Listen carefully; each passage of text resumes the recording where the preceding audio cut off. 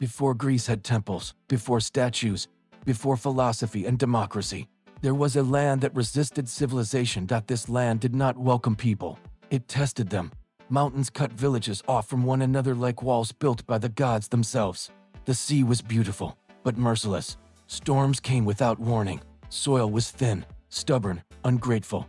Nothing grew easily here, and yet, humans stayed, not because it was easy, but because leaving meant losing something deeper, identity.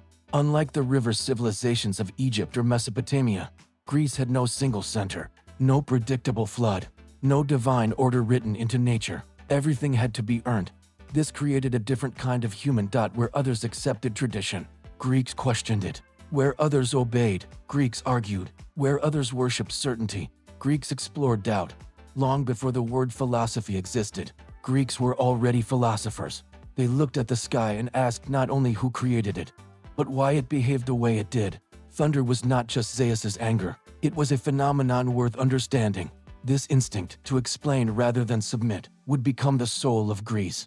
Before Greece had a name, it already had a mindset, and that mindset would change the world. Chapter 1. The land that forced humans to think. Ancient Greece was shaped not by kings, but by geography. The land itself was the first ruler, unlike Rome, which grew on wide plains and river crossings ideal for expansion and control. Greece grew fractured. Its mountains isolated communities. Its coastlines fragmented the land into countless micro-worlds. Traveling by land was slow and dangerous. Traveling by sea was faster, but deadly. This forced Greeks to become sailors. Trade was not a luxury, it was survival. Greek ships carried olive oil, wine, pottery, and ideas. Every port became a meeting point of cultures. Every voyage brought new perspectives. This is why Greek culture never became closed. It absorbed, adapted, questioned. Each valley, each island, each coast developed its own identity. Over time, these identities hardened into poleis, city-states. A polis was not just a city. It was a political, religious, and emotional unit. A Greek did not first say, "I am Greek." He said, "I am Athenian," or "I am Spartan." Loyalty was local. Pride was personal. This created constant tension. City-states fought wars over land, honor, and influence. Alliances formed and collapsed. Peace was temporary, yet this chaos created brilliance. Because no single authority controlled thought, ideas competed freely. Poets challenged kings. Philosophers challenged tradition. Citizens challenged leaders. In Rome, hierarchy stabilized society. In Greece, instability fueled creativity. Education was informal but powerful. Young men learned not only physical skills, but rhetoric, the art of persuasion. Speaking well meant power. Thinking clearly meant survival. The agora, the public square, became the beating heart of Greek life. Here people debated laws, philosophy, morality, war. Words mattered. This is where Greece diverged forever from Rome. Rome believed order created strength. Greece believed discussion created truth. The Greek mind was born not in palaces, but in arguments. Chapter 2. Hellas, a civilization without borders. The Greeks never called their land Greece. That name belongs to outsiders. To themselves. They were Hellenes, living in Hellas. This distinction reveals the core of Greek identity. Hellas was not a state. It had no capital, no king, no army. And yet, Greeks felt connected. How? Through language, through myth, through shared memory. A Greek in Asia Minor felt kinship with a Greek in Sicily, not because of law, but because of culture. This made Greek identity portable. Rome later conquered territory. Greece spread culture. Colonies were not controlled, they were connected. A Greek colony remained Greek not by force, but by tradition. This is why Greek culture survived conquest. When Rome conquered Greece, it did not destroy Hellas. It absorbed it. Roman elites spoke Greek, Roman.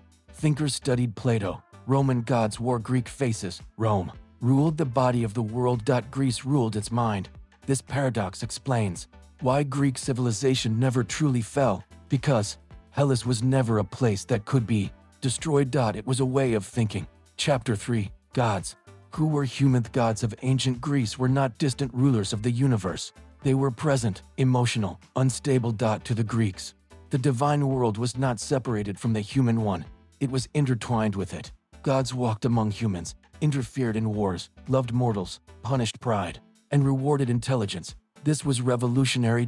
In most ancient civilizations, gods represented cosmic order. They were eternal, perfect, and unquestionable.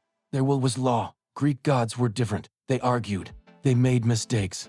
They suffered consequences. Zeus ruled Olympus, but he did not rule himself. His power was absolute, yet his desires constantly caused chaos. Hera's jealousy fueled conflict. Athena's wisdom often came with cruelty.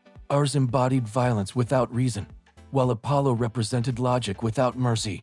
These gods were not moral teachers, they were psychological archetypes. Through them, Greeks explored questions no civilization had dared to ask openly. Why do powerful people abuse power? Why does intelligence provoke fear? Why does pride lead to destruction? Religion in Greece was not about salvation. It was about understanding human nature. There was no sacred text, no fixed doctrine. Myths changed from city to city, poet to poet. Interpretation mattered more than obedience. This openness created tragedy, the highest form of Greek storytelling. Greek tragedy did not punish evil. It punished hubris, excessive pride. A hero did not fall because he was immoral, but because he believed he could escape his limits.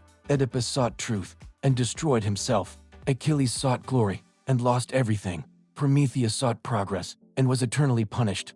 These stories taught Greeks a terrifying lesson. Knowledge is powerful, but dangerous. Freedom is beautiful, but costly. Rome later adopted Greek gods, renamed them, organized them, and turned them into symbols of state stability. But Rome never inherited Greek tragedy, because Rome valued control. Greece valued confrontation with truth. Chapter 4. Mycenae and the Bronze Age.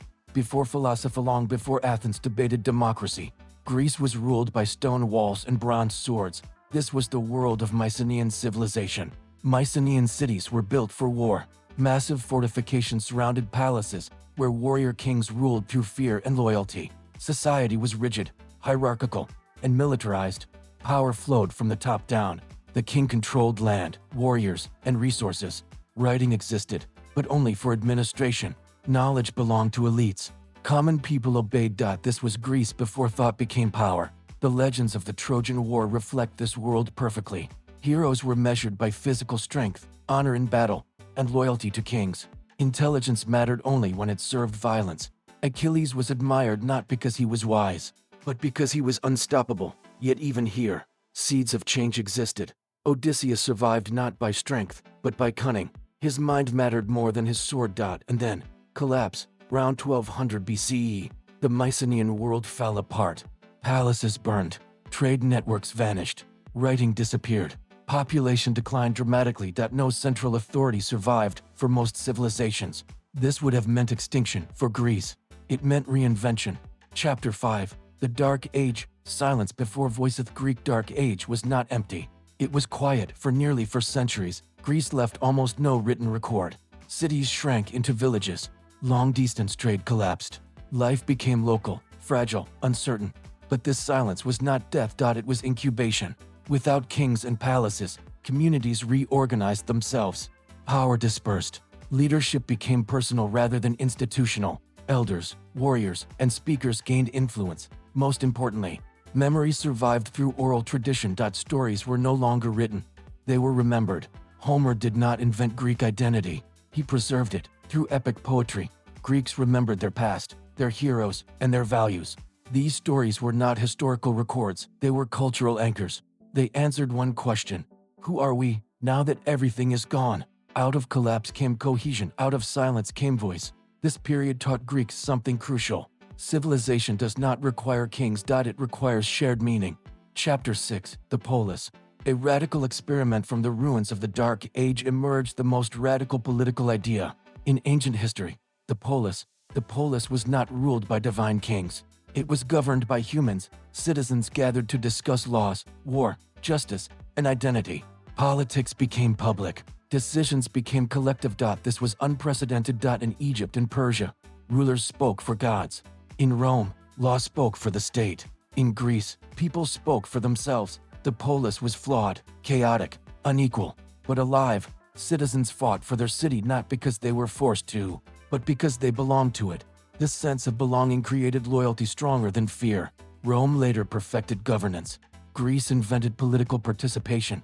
Chapter 7. Sparta and Athens. Two visions of humanity. Sparta believed humans were born weak. Athens believed humans were born curious. Sparta trained citizens from childhood to serve the state. Individuality was sacrificed for survival. Strength was discipline. Freedom was obedience. Athens allowed chaos, debate, art, philosophy, failure. Sparta produced warriors. Athens produced thinkers. Rome admired Sparta's efficiency. The modern world inherited Athens' ideals. This tension defined Greek history and human history itself. Chapter 8: Democracy, the most dangerous. Athenian democracy was not modern democracy. Women were excluded. Slaves had no voice. Power was unstable. But one idea changed everything. Authority could be questioned. Leaders could be challenged. Decisions could be reversed. The state could be criticized. Rome later refined law. Greece invented legitimacy through consent. This idea would outlive every empire. Chapter 9: Persia versus Greece. When freedom faced power, Persia was enormous, wealthy, organized. Greece was small, divided, uncertain, against all logic. Greece survived. Because Persia fought for obedience. Greece fought for identity. And identity is harder to conquer than land. Chapter 10: Alexander the Great. The world becomes Greek. Alexander did not just conquer territory. He blended cultures, Greek language, art, and thought spread across continents. Philosophy traveled with armies. Ideas crossed borders. Rome would later inherit a Greek world. Chapter 11: Greece and Rome. The eternal paradox: from conquered Greece. Then became Greek. Roman law spoke Latin. Roman thought spoke Greek. Rome ruled history. Greece defined meaning. Empires fall. Ideas endure. Every debate about justice, freedom, truth, and power begins in Greece. Not because Greece was perfect, but because it dared to ask questions. And once questions are asked, they can never be silenced.